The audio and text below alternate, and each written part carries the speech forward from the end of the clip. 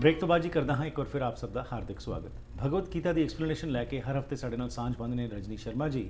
ਆਓ ਉਸੇ ਸਫ਼ਰ ਵਿੱਚ ਮੁੜ ਤੋਂ ਤੁਹਾਨੂੰ ਜੋੜਦੇ ਹਾਂ ਅਤੇ ਇਸ ਪ੍ਰੋਗਰਾਮ ਦਾ ਮਕਸਦ ਇਹੀ ਹੈਗਾ ਕਿ ਸਪਿਰਿਚੁਅਲੀ ਅਸੀਂ ਐਲੀਵੇਟ ਹੋ ਸਕੀਏ।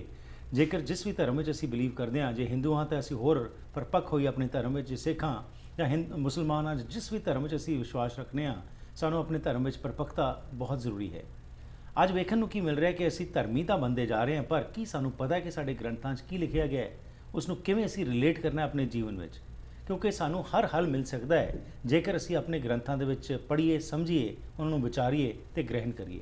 ਪਰ ਅੱਜ ਅਸੀਂ ਸਿਰਫ ਮੱਥਾ ਟੇਕਣ ਤੱਕ ਹੀ ਜਿੱਥੇ ਸੀਮਤ ਕਰ ਦਿੱਤਾ, ਉਸ ਕਾਰਨ ਬਹੁਤ ਸਾਰੀਆਂ ਸਮੱਸਿਆ ਆ ਰਹੀਆਂ ਨੇ। ਸੋ ਆਓ ਮੁੜ ਤੋਂ ਤੁਹਾਨੂੰ ਜੋੜਦੇ ਹਾਂ ਭਗਵਦ ਗੀਤਾ ਦੇ 8ਵੇਂ ਅਧਿਆਏ ਦੇ ਵਿੱਚ ਕਿ ਕ੍ਰਿਸ਼ਨ ਜੀ ਕੀ ਕਹਿੰਦੇ ਨੇ अर्जुन ਨੂੰ। Jain ji once again welcome to the program. Thank you. So पिछली बार जो हमने बात की थी उसको मैं चाहूँगा थोड़ा सा टच करके आगे चलें जी। आखिर में जब मृत्यु हो रही है उस समय जो आपकी सोच है वही आपको अगले जन्म में वो लेके जाती है, मतलब वही सोच जो है जी। और उसका बहुत बड़ा असर जो है आपके जीवन में होता है। जी। अब इसकी क्या रेलेवेंस क्या थी, आप समझते हैं कि अगले जन्म की जहाँ बात चल रही है और अभी अर्जुन जो बैठे हैं जंग के मैदान में, पर अंदर से वो जानना चाहते हैं और सवाल कि भाई ये क्या हो क्या रहा है जी। और ताकि उनको निर्णय बनाने में इजी हो जी। और जैसे आपने डिफरेंट चैप्टर्स में पिछले समय में बताया कि हर एक चैप्टर के अंदर एक एसेंस थी जो कृष्ण जी बता रहे हैं, ताकि उनको वो जो डुअलिटी है उसमें से बाहर निकल के वो करें कि भाई जो भी हो रहा है वो मैं ठीक ही करूँगा, कुछ गलत नहीं होगा। जी। सो उसके बारे में मैं चाहूँगा कि इसको क्या और एक्सप्लेन किया है 8th चैप्टर में कि जब एंड में आपकी मौत जब हो रही है तो उसमें जो सोच है क्या एक जस्ट एक इशारा था जो कृष्ण जी ने दिया अर्जुन को? देखिए, इसमें दो बातें थी। एक तो ये कि वो अर्जुन जो है वो अब क्योंकि अध्यात्म में प्रवेश करना चाह रहे हैं, आत्मा के उसमें, लेकिन क्योंकि युद्ध सामने है, वो अभ्यास का, वो साधना का इतना वक्त भी नहीं है उनके पास। तो भगवान ने उनको कहा कि अगर ऐसा हुआ कि तुम्हारे युद्ध में मृत्यु भी हो जाती है, तो अगर मृत्यु के वक्त भी तुम मेरा ध्यान करो, क्योंकि अब तुम्हें पता चल गया है, तो तुम सावधान हो कि अगर उस वक्त मेरा ध्यान करोगे तो मुझ में ही मिलोगे। तो अगर कोई व्यक्ति कुछ भी नहीं कर पाए जीवन में और मृत्यु के समय अगर इस तरह से उसके सामने भगवान का चिंतन आ जाए किसी पुराने प्रारब्धवश या कैसे, जो कि मुश्किल होता है, इसीलिए कहा कि बार बार जीवन में अभ्यास करना है। तो उस वक्त फिर जो है भगवान ने कहा कि तुम मेरे में मिल जाते हो और बहुत सहजता से तुम्हारा वो मृत्यु का जो रास्ता है वो पार हो जाता है। ओके जी, आगे क्या कहते हैं जी? जी, तो हमने जैसे पिछले अध्याय में देखा कि अब अर्जुन की इंटरेस्टिंग हो रहे हैं जानने के लिए कि वो सब कैसे होता। तो उन्होंने भगवान से सब प्रश्न पूछे थे कि अध्यात्म क्या है, ब्रह्म क्या है, आदि देव क्या है, आदि भूत क्या, और भगवान ने उन सभी प्रश्नों के जवाब दिए थे जी। तो अब भगवान ने कहा कि देखो अर्जुन, जो वेदों में वर्णित मार्ग हैं, जो आसक्ति से रहित मनुष्य तपश्चर्या करते हैं, जो लोग साधना करते हैं, उन सब का लक्ष्य क्या होता है कि उस परम पद की प्राप्ति जहां से फिर पुनर्जन्म ना हो। और जैसे हमने पिछली बार बात की कि चाहे कितना ही परफेक्ट जन्म हमें मिल जाए, पर मनुष्य शरीर में आते ही वो जो मनुष्य शरीर के गुण धर्म हैं, और शरीर में रोग होना, वृद्धावस्था होना, इसके अलावा मन के तल पे मानसिक क्लेश है, संताप है और मृत्यु है, ये सभी, और जो अपने प्रियजन है उनका वियोग है, ये सभी चीजें आती ही आती हैं उसमें मनुष्य जन्म में। तो इसलिए सभी जो लोग हैं, साधक हैं, वो ये सोचते हैं कि कैसे हमें वो ना मिले जी। तो किस तरह से ये समझते हैं कि हमें पुनर्जन्म ना मिले और हम भगवान के परम पद में ही प्रतिष्ठित हो जाएं। ठीक। तो वो परम पद कैसे प्राप्त करते हैं उसके बारे में अर्जुन मैं अब तुम्हें बताऊंगा।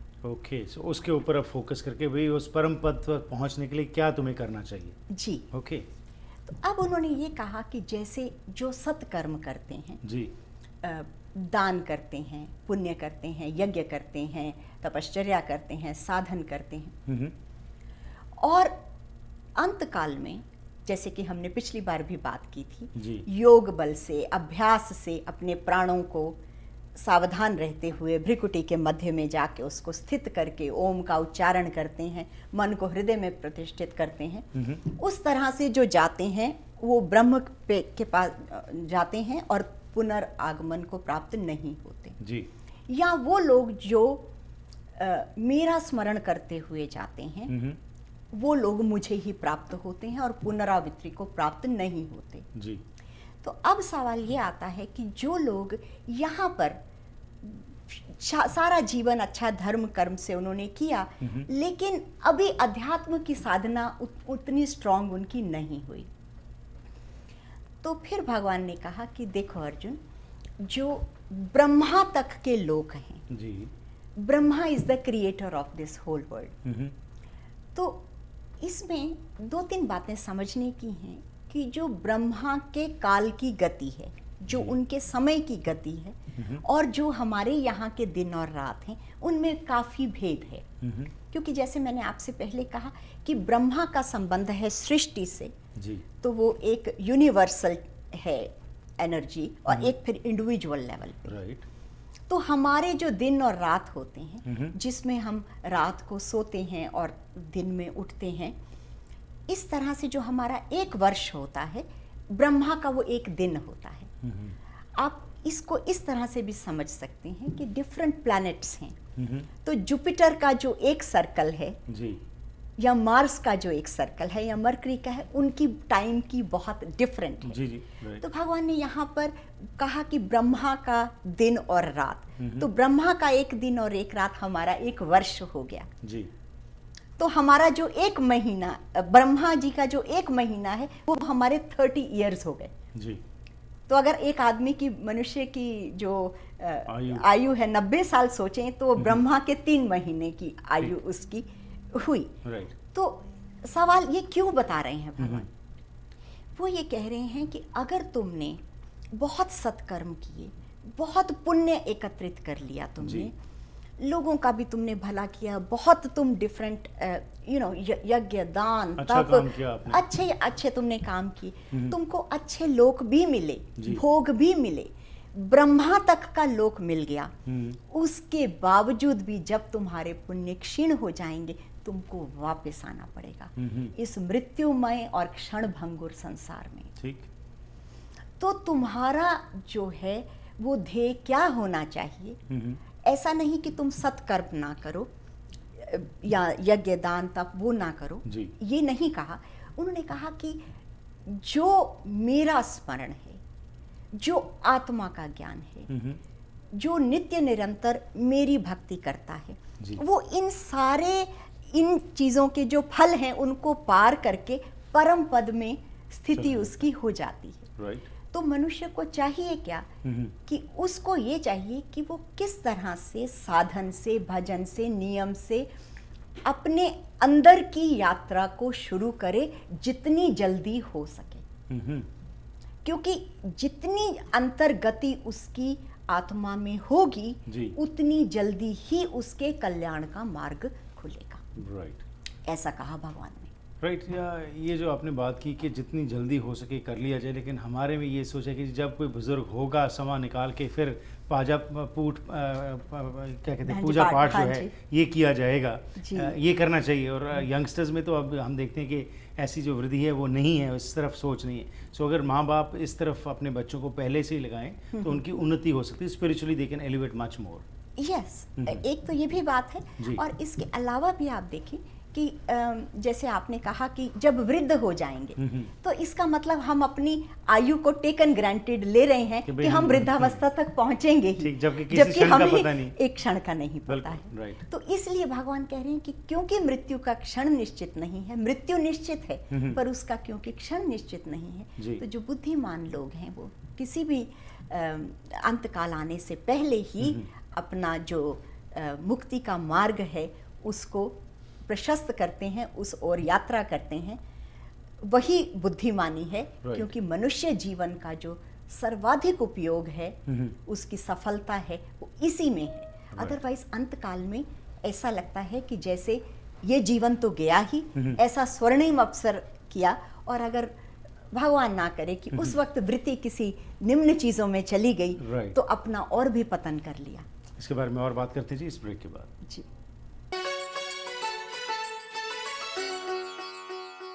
ਘਰ ਇੱਕ ਐਸੀ ਥਾਂ ਹੁੰਦੀ ਹੈ ਜਿੱਥੇ ਹਰ ਕੋਈ ਆਪਣੀ ਨਿੱਜੀ ਜ਼ਿੰਦਗੀ ਦੇ ਸੁਨਹਿਰੀ ਪਲ ਯਾਦ ਰੱਖਦਾ ਹੈ। ਉਹ ਜਗ੍ਹਾ ਜਿੱਥੇ ਉਹ ਰਹਿੰਦਾ ਹੈ ਤੇ ਪਿਆਰ ਭਰਿਆ ਜੀਵਨ ਬਤੀਤ ਕਰਦਾ ਹੈ। ਇਹ ਗੱਲਾਂ ਤਾਂ ਹੀ ਪੂਰੀਆਂ ਹੁੰਦੀਆਂ ਨੇ ਜਦ ਕਿਸੇ ਜਗ੍ਹਾ ਨੂੰ ਸਜੇ ਹੋਏ ਘਰ 'ਚ ਬਦਲਿਆ ਜਾਵੇ। ਨਵੇਂ ਘਰਾਂ ਨੂੰ ਫਰੇਮਿੰਗ ਤੋਂ ਲੈ ਕੇ ਫਿਨਿਸ਼ਿੰਗ ਤੱਕ, ਡ੍ਰੇਪਰੀ, ਪੇਂਟਿੰਗਸ ਤੋਂ ਲੈ ਕੇ ਡੈਕੋਰੇਸ਼ਨ ਅਸੈਸਰੀਜ਼ ਤੱਕ ਤੁਸੀਂ SK ਹੋਮ ਡਿਜ਼ਾਈਨਸ ਦੀਆਂ ਪ੍ਰੋਫੈਸ਼ਨਲ ਸਰਵਿਸਿਜ਼ ਲੈ ਕੇ ਆਪਣੇ ਸੁਪਨਿਆਂ ਦੇ ਘਰ ਨੂੰ ਹਕੀਕਤ 'ਚ ਬਦਲ ਸਕਦੇ ਹੋ। ਕੰਟੈਕਟ ਕਰੋ ਸੰਦੀਪ ਕੌਰ 6048259295। ਸਵਾਗਤ ਕਰਦਾ ਹਾਂ ਜੀ ਇੱਕ ਵਾਰ ਫਿਰ ਬ੍ਰੇਕ ਤੋਂ ਬਾਅਦ। ਆਓ ਮੁੜ ਤੋਂ ਤੁਹਾਨੂੰ ਜੋੜਦੇ ਹਾਂ ਭਗਵਦ ਗੀਤਾ ਦੇ 8ਵੇਂ ਚੈਪਟਰ ਦੇ ਵਿੱਚ ਕੀ ਗੱਲਬਾਤ ਚੱਲ ਰਹੀ ਹੈ ਕ੍ਰਿਸ਼ਨ ਜੀ ਅਤੇ ਅਰਜੁਨ ਦੇ ਵਿਚਕਾਰ ਜੀ। ਸੋ ब्रेक तो पहला ਜਿਹੜੇ आपने बात की थी वो ये था कि एक रास्ता बताया जा रहा है और क्लैरिटी जो है वो लाई जा रही है जी। तो उस सारी स्थिति में जो सवाल थे, क्योंकि अब मोक्ष की जब हम बात करते हैं जी। तो उसके अंदर जो वो बता रहे हैं क्या क्या क्या करना क्या चाहिए उस परम पद तक पहुंचने के लिए जो है, क्या उसके बारे में भी कोई बात की? जी, उसमें यही कहा कि एक तो अब जिस वक्त आपका भगवान का स्मरण थ्रू आउट करते हैं जी। तो आपकी अंत में भी वृत्ति वैसी ही होती है।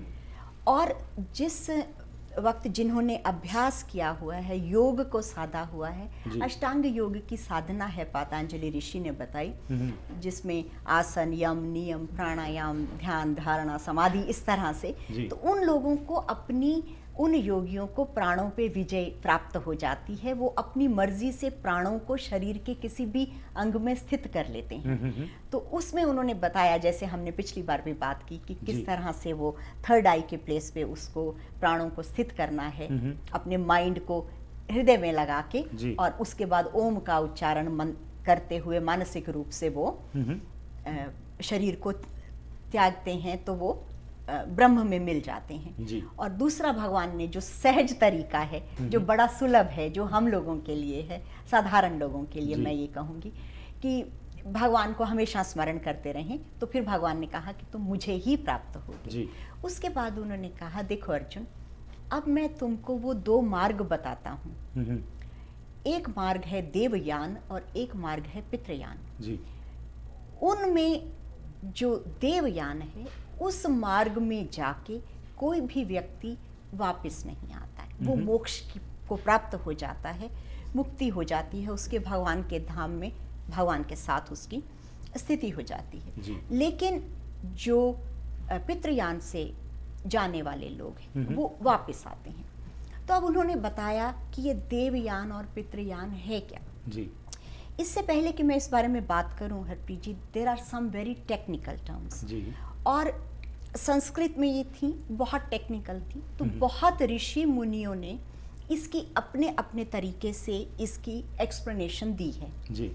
फॉर एग्जाम्पल उन्होंने कहा जो जिस वक्त मृत्यु होती है मनुष्य जी। की, अगर वो दिन का समय है, शुक्ल पक्ष है, शुक्ल पक्ष कहते हैं जब चंद्रमा की स्थिति होती है राइजिंग मून, हर 15 दिन में वेनिंग मून होता है और राइजिंग मून होता है। जी। तो शुक्ल पक्ष है, दिन का समय है, प्रकाश है, सूर्य जो है वो 6 मास उत्तरायण में रहता है, 6 मास दक्षिणायन में रहता है, उसकी जब गति होती है।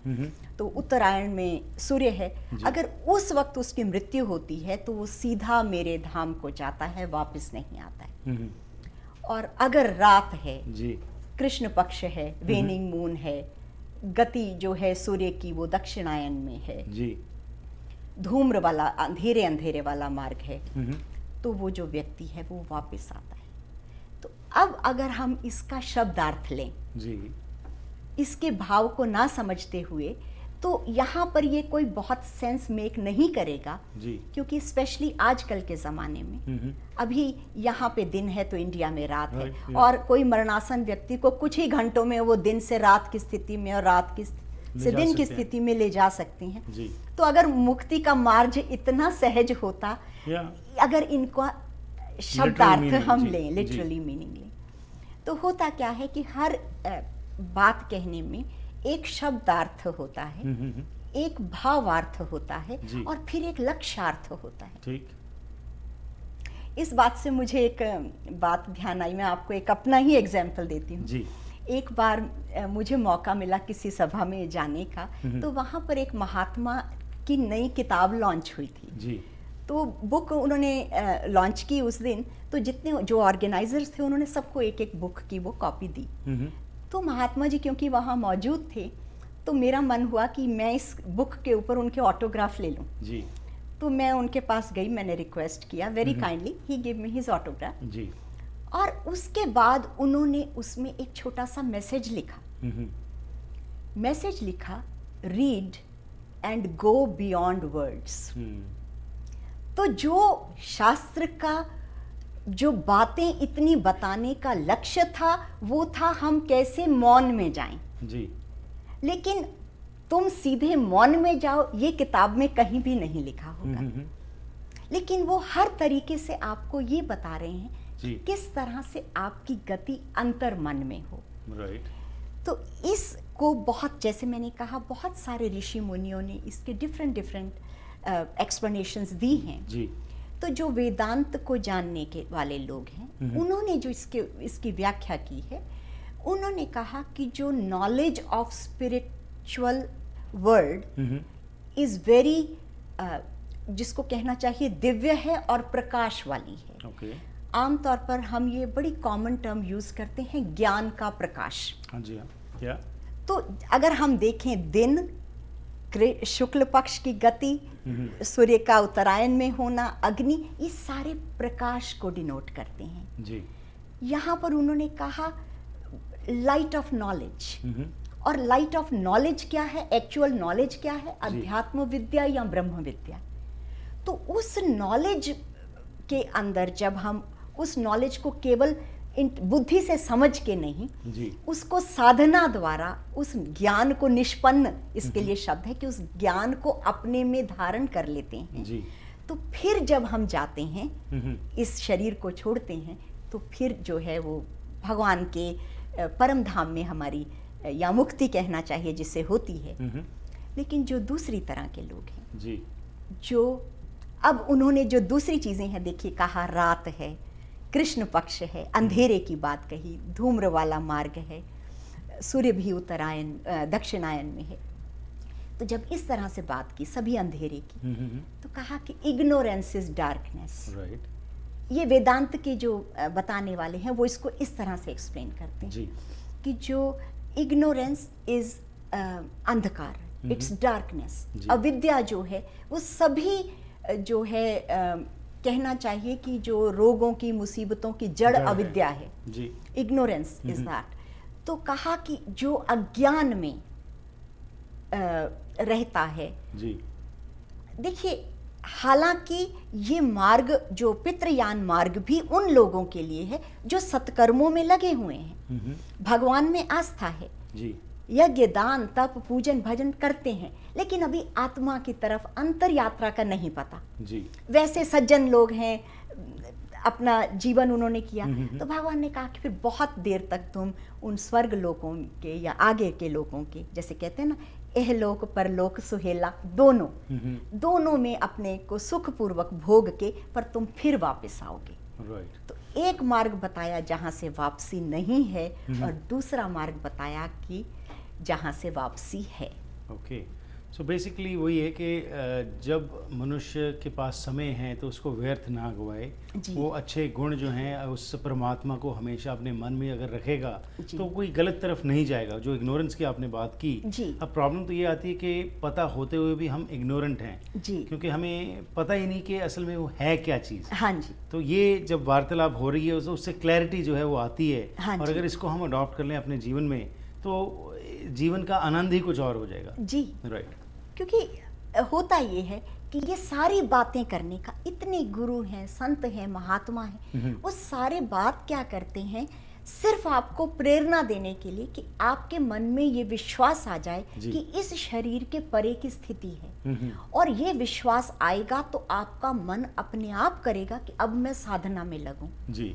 तो जब तुम साधना में लगते हो तो भगवान ने कहा कि मेरी जो मैनिफेस्टेड, अनमैनिफेस्टेड सारी पावर्स तुमको हेल्प करती हैं उस वक्त, कि तुम किस तरह से इस मार्ग में अग्रसर हो। जी। हमने ध्यान योग के चैप्टर में जब बात कर रहे थे तो देखा, और फिर भगवान ने कहा कि अगर किसी वजह से तुम्हारी साधना अधूरी भी रह जाती है जी। तो मैं उसको प्रोटेक्ट करता हूँ और फिर तुम अपना साधन भजन अगले जन्म में फिर से शुरू करते हो। जी। तुमको ऐसे मैं कंड्यूसिव सर्कमस्टेंसेस देता हूँ।